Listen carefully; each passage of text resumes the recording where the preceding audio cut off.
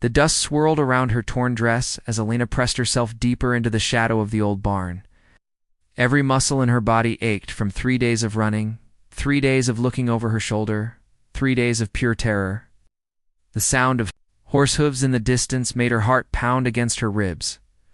Like a caged bird desperate for freedom, she had escaped from the Blackwood Ranch in the dead of night. Clutching nothing but the clothes on her back and a small leather pouch containing her mother's wedding ring, the memory of that awful place still haunted her locked rooms. The cruel overseer who controlled every aspect of her life, and the wealthy rancher who had bought her debt and treated her like property. The Arizona sun was merciless, beating down on the cracked earth with an intensity that made mirages dance on the horizon. Elena's lips were parched, her throat raw from thirst. She had found water twice in small streams, but fear drove her forward before she could rest properly. They would be looking for her by now. Marcus Blackwood didn't like losing his investments. She had heard the stories of what happened to those who tried to run. A tumbleweed rolled past her hiding spot. She flinched at the movement. Everything seemed like a threat now. Wind through the grass sounded like whispered warnings. The cry of a hawk overhead felt like an omen. She had grown up on stories of the frontier tales of brave settlers and dangerous outlaws, but nothing had prepared her for this reality of constant fear. Her father's gambling debts had sealed her fate.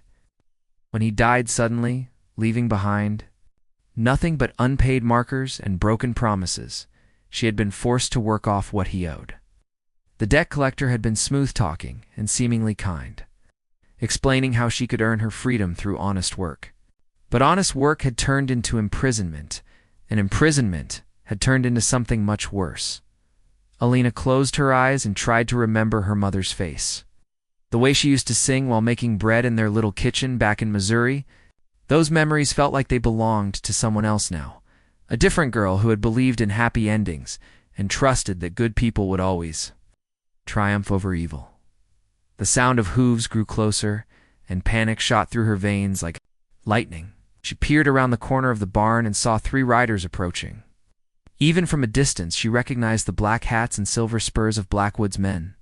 Her hands began to shake uncontrollably. One of the riders dismounted and walked around the barn, his boots crunching on the dry ground. Elena held her breath and pressed herself so tightly against the weathered wood that splinters dug into her back. She could hear him breathing just on the other side of the wall. "Nothing here, boss," the man called out. "Just another abandoned homestead. Keep looking," came the reply from one of the mounted men. "She's out here somewhere. Girl like that can't survive long in this heat without help." Elena squeezed her eyes shut and prayed to whatever higher power might be listening.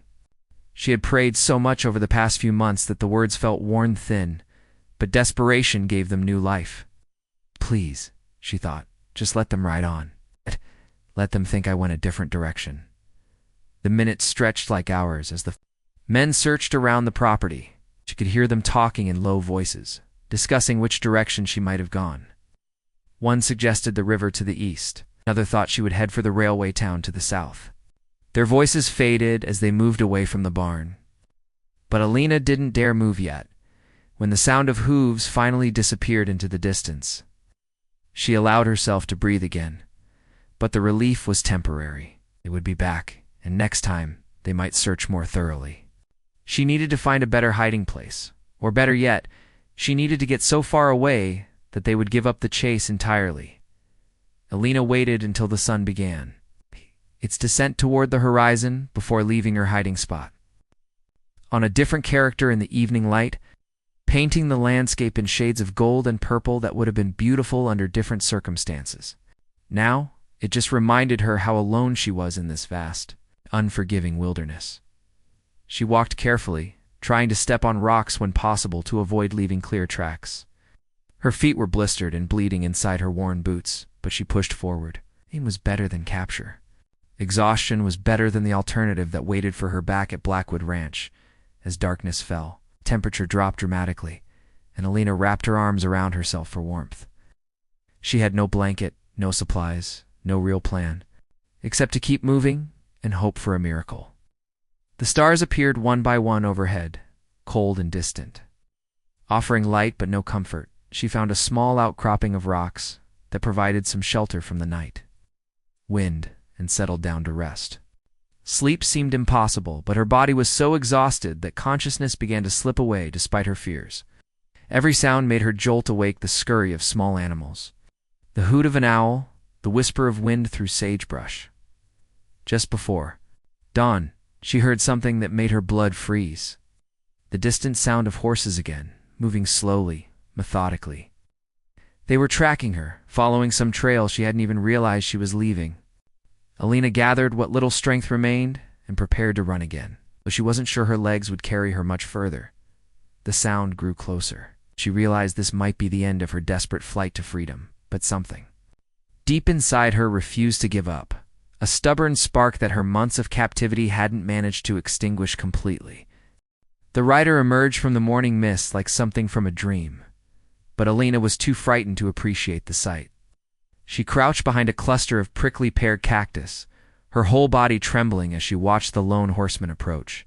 This wasn't one of Blackwood's men. She could tell that much from his silhouette against the dawn sky. Jake Morrison had been riding fence line for 3 days, checking for breaks and strays on the Circle M ranch where he worked as foreman. His horse, a steady buckskin named Thunder, picked his way carefully through the rocky terrain while Jake scanned the landscape with practiced eyes. 28 years of living on the frontier had taught him to notice things that didn't belong. And right now, something definitely felt out of place. He had found the tracks yesterday afternoon's mall, boot prints heading east from the old Henderson place. Someone was out here on foot, which was dangerous enough in this country, even if you knew what you were doing. But these tracks told a story of exhaustion and desperation that made his jaw tighten with concern. Jake had grown up hard, was orphaned at 12 and working ranches ever since.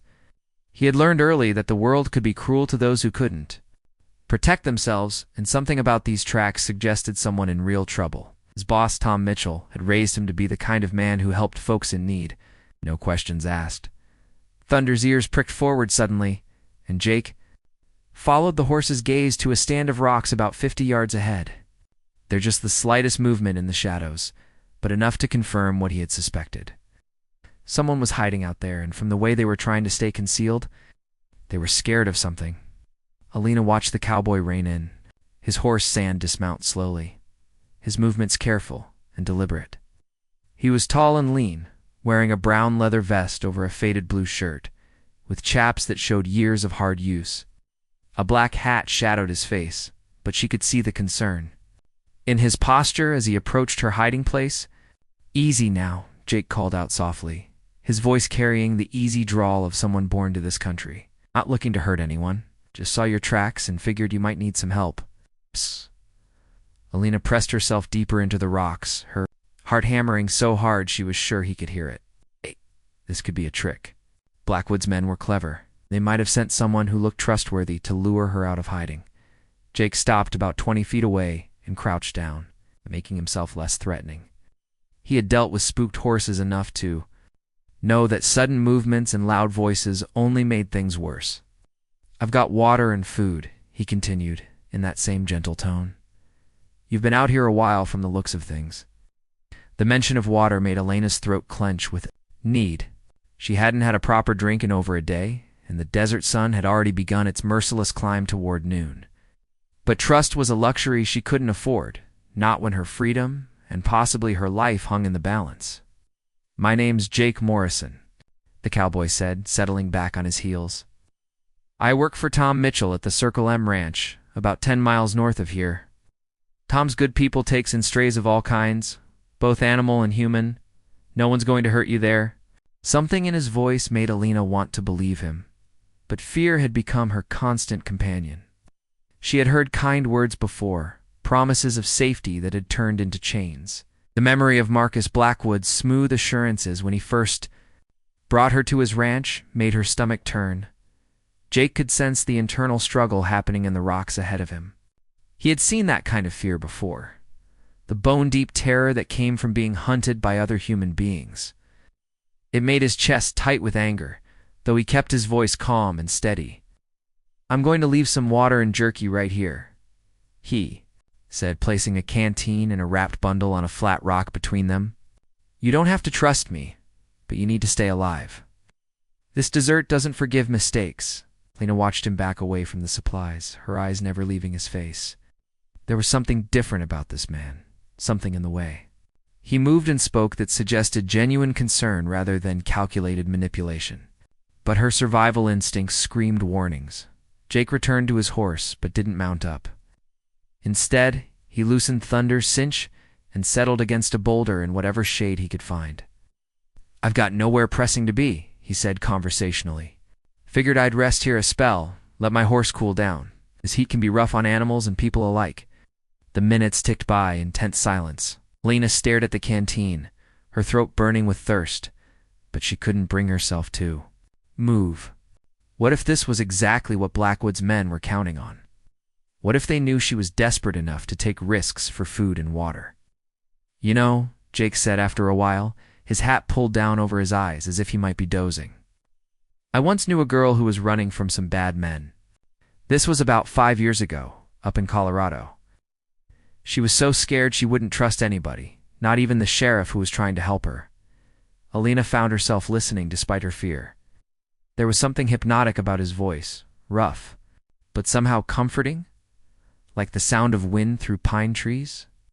Turned out those men had told her that the law was in their pocket, that there was nowhere she could go that they wouldn't find her, Jake continued. She spent 3 weeks hiding in the mountains, nearly died of exposure before she finally accepted help from a family of settlers. The story felt too specific to be coincidence, and Alina wondered if this cowboy somehow knew about her situation. But how could he? She was nobody special, just another girl caught up in circumstances beyond her control. The thing about bad men, Jake said, adjusting his position against the rock, is that they want you to believe they're more powerful than they really are. They want you to think there's no escape, no help, no hope. But that's usually not true. Alina closed her eyes and tried to think clearly through the haze of exhaustion and fear. She couldn't keep running forever. Eventually her strength would give out, and then Blackwood's men would find her anyway. Maybe it was time to take a calculated risk on the stranger who seemed different from anyone else she had encountered in her months of captivity. Very slowly, she crept forward toward the water, ready to bolt at the first sign of danger. Elena's hand shook as she reached for the canteen, her eyes never leaving Jake's still form. The water was cool and sweet, the best thing she had tasted in days. She forced herself to drink slowly, though every instinct screamed at her to drain. The entire container. The jerky was tough and salty, but it was food, and her empty stomach accepted it gratefully. Jake remained motionless against his boulder, but Alina could sense his awareness of every move she made. He was giving her space, while staying close enough to help, if needed. It was a delicate balance that spoke of experience with frightened creatures, both human and animal.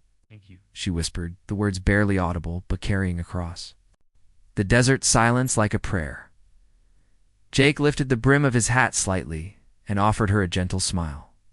You're welcome, miss. Feeling a bit better now? Lena nodded, though she still maintained her defensive posture behind the rocks. The food and water had cleared her head somewhat, allowing her to think beyond the immediate panic that had driven her for days. This cowboy had shown her kindness without asking for anything in return, which was more than she had experienced from any man in longer than she could remember. Those men who are chasing you, Jake said carefully, they're not lawmen, are they? The question hit too close to home, and Elena's newly found calm evaporated. She started to retreat back into her hiding place, but Jake's voice stopped her. Easy, he said, holding up his hands in a gesture of peace. I'm not asking for details. I just want to know if I need to be watching for trouble heading this way. Alina studied his face, searching for signs of deception or hidden motives. His features were weathered by sun and wind, with lines around his eyes that spoke of both hard work and frequent smiles. There was a strength in his jaw that suggested he could handle himself in a fight, but also a gentleness in his expression. That made her want to trust him. They're not good men, she said finally, her voice still barely above a whisper. Jake nodded grimly. Figured as much. A woman doesn't run into the desert unless she's running from something worse than dying of thirst. The simple acknowledgement of her situation, without judgment or prying questions, brought unexpected tears to Elena's eyes. For months, she had felt invisible, like her suffering didn't matter to anyone. To have this stranger recognize her desperation and respond with compassion was almost overwhelming. "I can't go back," she said, the words torn from somewhere deep in her chest. "I'd rather die out here than go back to that place." Jake's expression hardened at the pain in her voice. He had suspected abuse, but hearing the confirmation made, his hands clenched into fists. In his world, men who hurt women were lower than snakes, and they deserved whatever justice the frontier could provide. "You don't have to go back anywhere you don't want to," he said firmly, "but you also don't have to die out here. There are good people in this territory, people who will help you start over if that's what you want." Lena wanted to believe him, but hope had been beaten out of her through months of broken promises and shattered dreams. "You don't understand? These men, they have money, influence. They can make people disappear." "Maybe," Jake acknowledged, "but they're not the only ones. With power out here, Tom Mitchell, my boss, he's got friends in high places too. The territorial governor owes him favors, and the marshal in Phoenix is an old army buddy. Good men stick together when it counts."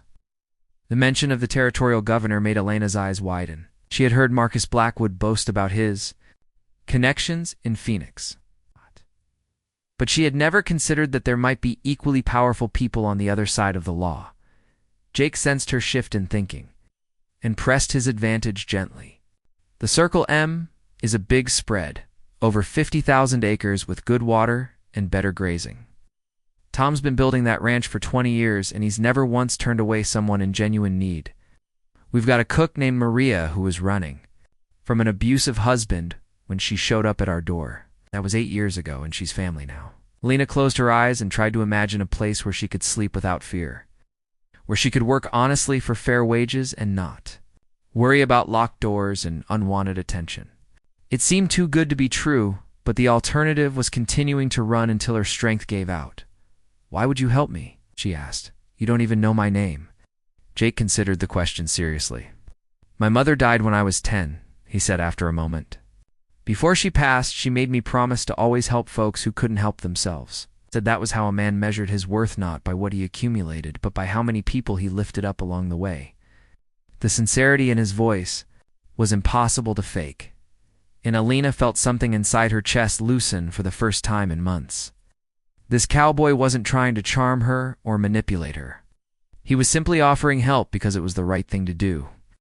"My name is Elena," she said, the first completely honest thing she had shared with another person since her escape. "Pleased to meet you, Elena," Jake replied with a tip of his hat. "Now I know you're scared and you have every right to be, but sitting out here in the open isn't safe for either of us. Those men you're running from, they're probably not the only dangerous folks who travel these parts." Elena knew he was right.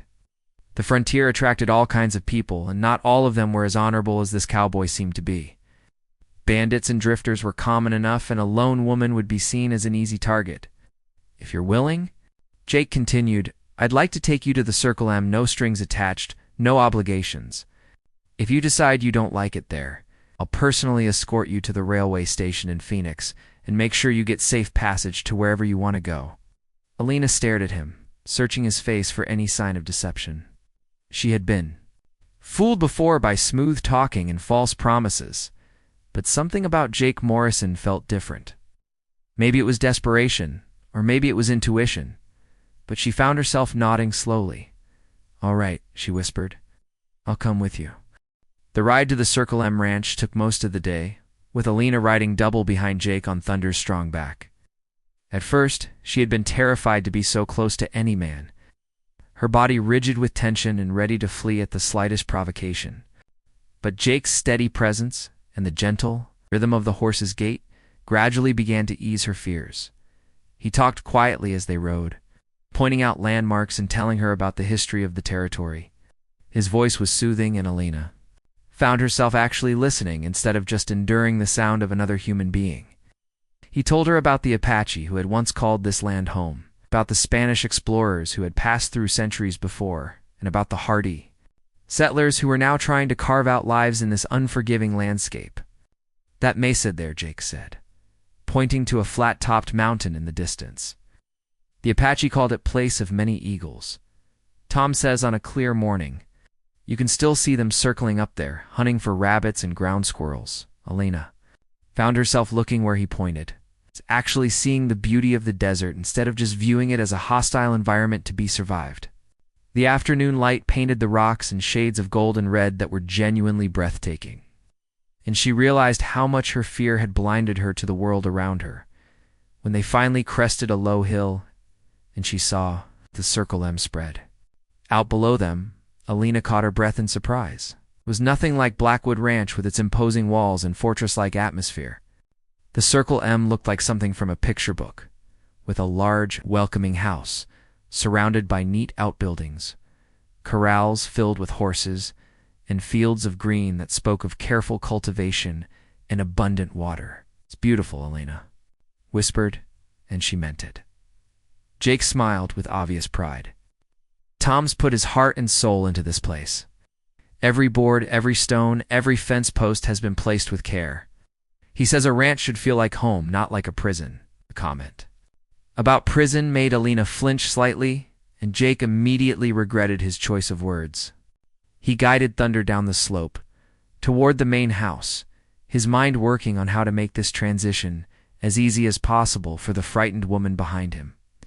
As they approached the house, a woman emerged from the kitchen building, wiping her hands on a flour-dusted apron. She was middle-aged, with graying hair pulled back in a practical bun, but her face was kind and her smile genuine. This had to be Maria, the cook Jake had mentioned. Jake Morrison, Maria called out and accented. English, you're late for supper again. I was beginning to think the coyotes had finally gotten you. Sorry, Maria, Jake called back as he dismounted and then helped Alina down from the horse. I brought someone who could use a good meal and a safe place to rest. Maria's sharp eyes took in Elena's torn dress, blistered feet, and haunted expression with the efficiency of someone who had seen hardship before. Her expression softened immediately, and she hurried forward with her arms outstretched. Pobrecita, she murmured, using the Spanish term of endearment for a poor little one. Look at you, child. Come inside. I have hot soup and fresh bread, and a nice warm bed where you can rest properly. Alina found herself enveloped in Maria's motherly embrace before she could protest. The older woman smelled of cinnamon and fresh bread, scents that reminded Alina of her own mother's kitchen. From what felt like a lifetime ago, for the first time since her ordeal began, she felt truly safe. The inside of the ranch house was as welcoming as its exterior, with comfortable furniture, colorful rugs, and the warm glow of oil lamps beginning to flicker to life as evening approached. Tom Mitchell was waiting in the main room, a man in his 50s, with silver-streaked hair and eyes the color of storm clouds. He rose from his chair as they entered, his manner grave but kind. "Ma'am," he said simply, tipping his hat.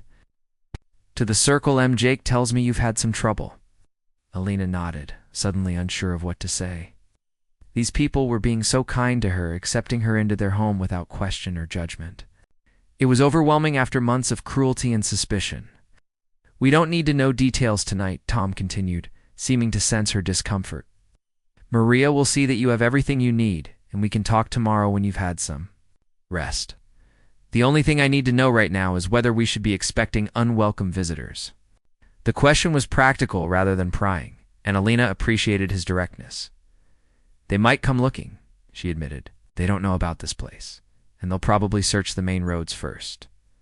Tom nodded thoughtfully. "We'll keep extra watch for a few days, just to be safe. Jake, you'll want to let the boys know to keep their eyes open." "Already planning on it," Jake replied. "I'll ride out and check with the line shacks in the morning. Make sure everyone knows to report anything unusual." Alina watched the easy communication between the two men and realized she was seeing something she had never experienced. Before people working together out of mutual respect and genuine concern for each other's welfare, there were no undercurrents of fear or manipulation, just honest cooperation.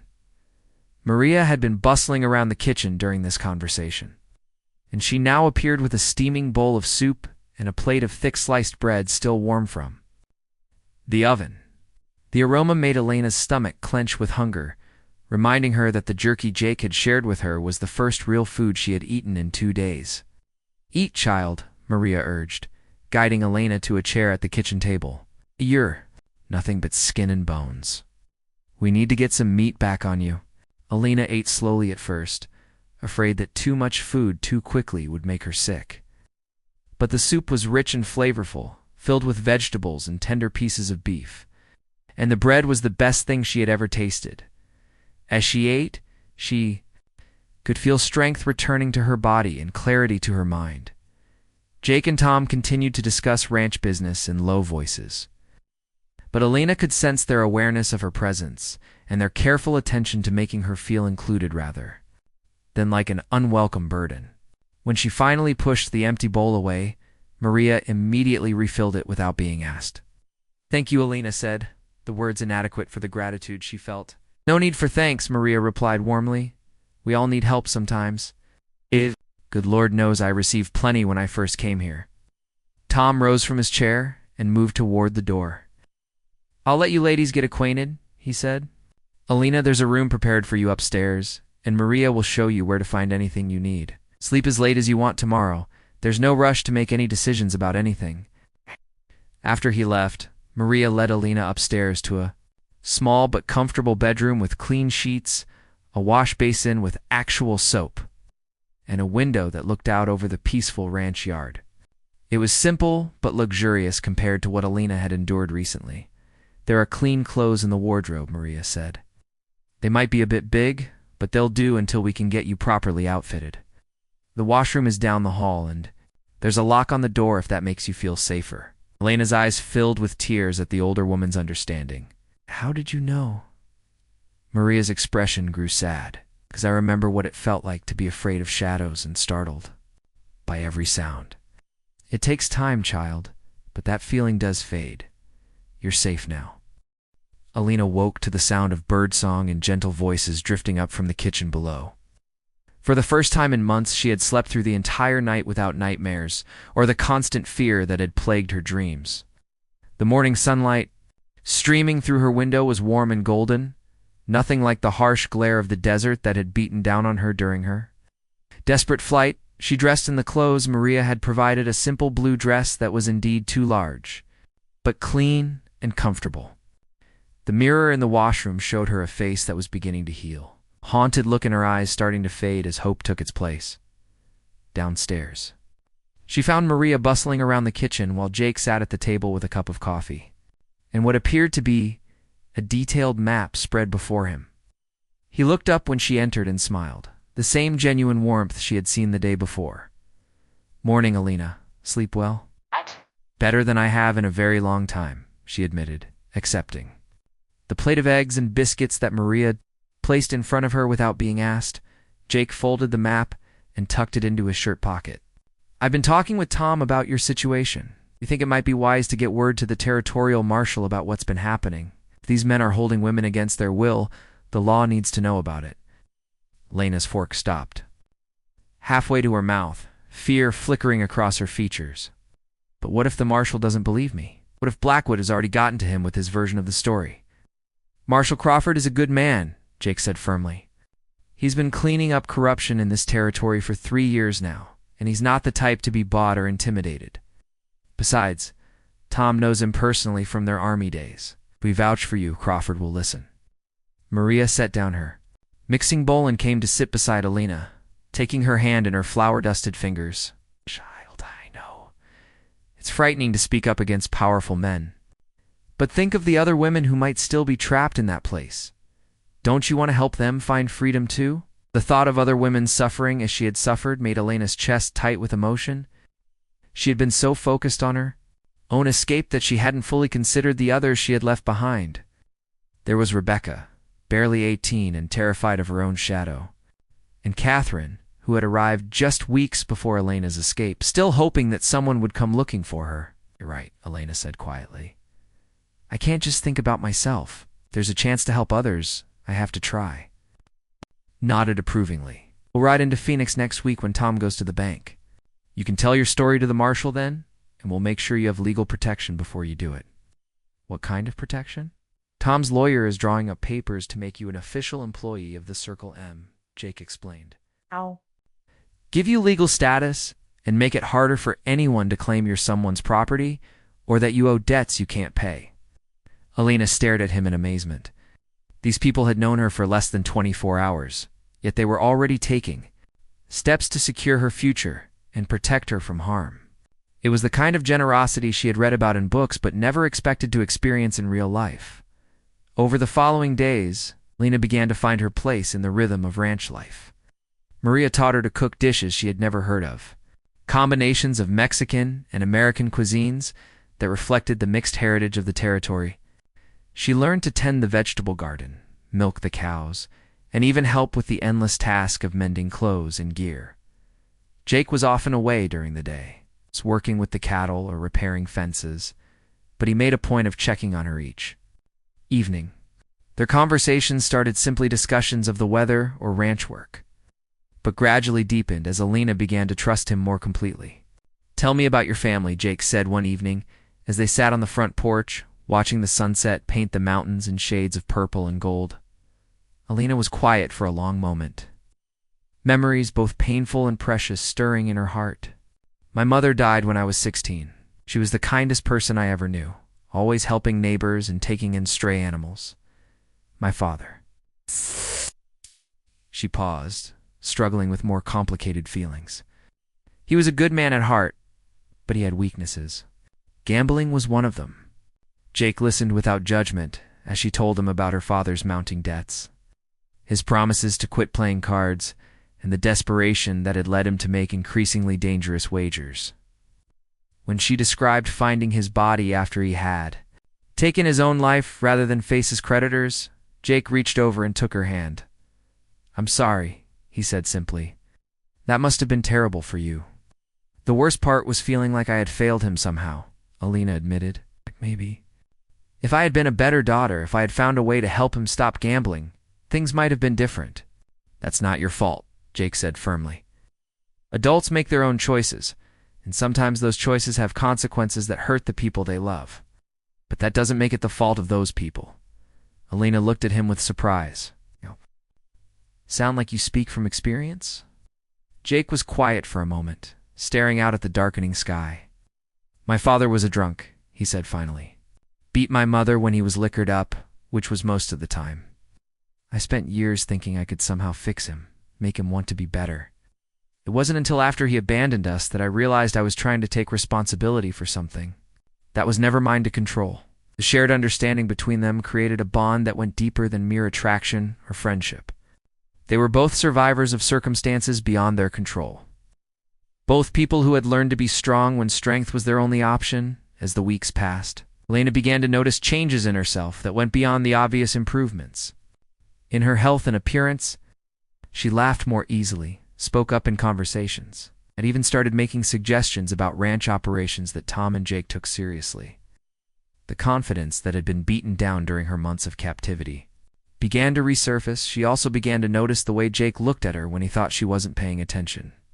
There was admiration in his eyes, but also something deeper and more tender. When their hands touched accidentally while working together, neither of them pulled away immediately. When she caught him watching her during dinner, he didn't look embarrassed or turn away. The attraction was mutual, Alina realized with a mixture of excitement and terror. After everything she had endured, the idea of romantic feelings for any man seemed impossible. Yet Jake had been nothing but respectful and patient, never pushing for more than she was ready to give, always treating her as an equal partner in whatever they were doing together. One evening, as they worked together in the barn grooming the horses, Jake finally spoke the words that had been building between them for weeks. "Alina," he said softly, his hand stilling on Thunder's neck, "I need you to know that I care about you. More than just as a friend or someone who needed help." Elena's breath caught in her throat.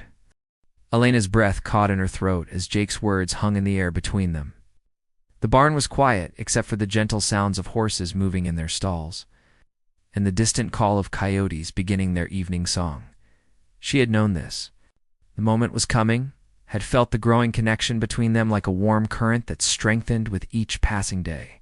"Jake," she whispered, her voice trembling with emotion. "I care about you too, but I'm scared. After everything that happened, I don't know if I can trust these feelings."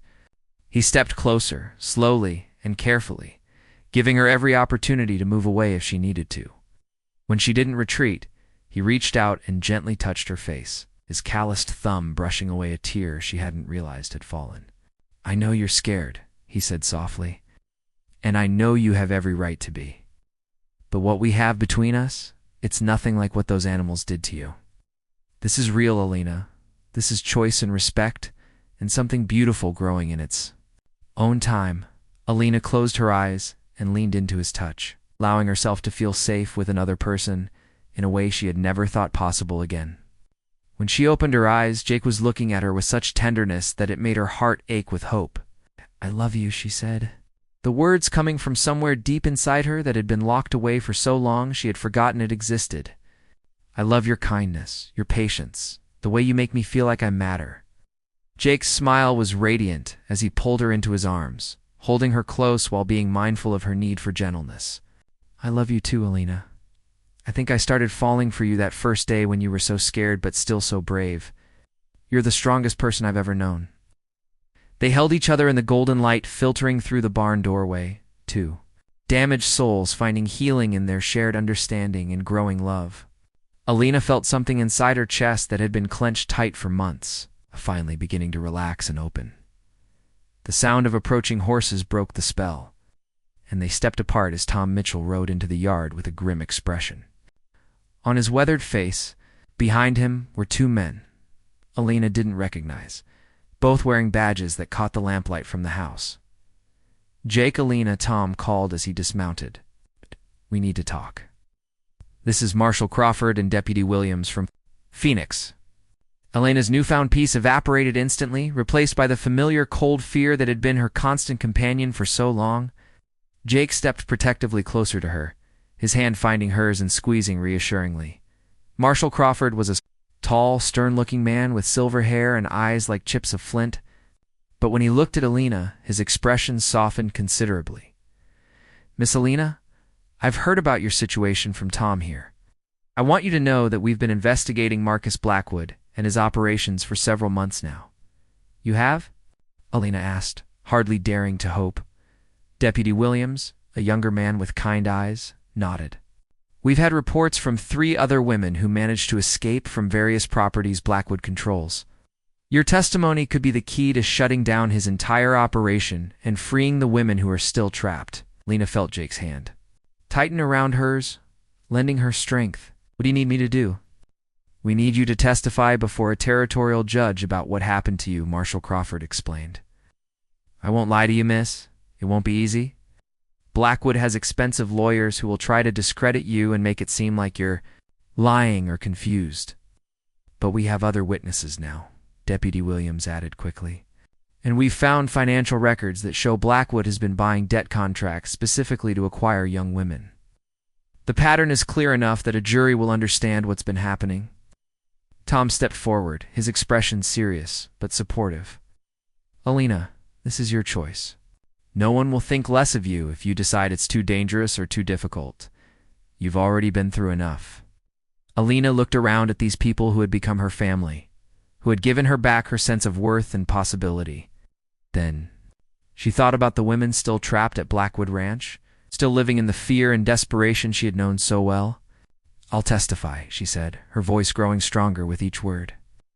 "Those women deserve freedom, and Marcus Blackwood deserves to pay for what he's done." The trial took place 3 weeks later in Phoenix, and it was indeed as difficult as Marshal Crawford had warned.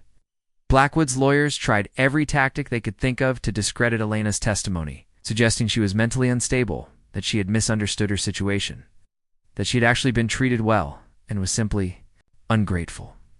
But Alina had Jake sitting in the gallery behind her, his steady presence giving her courage.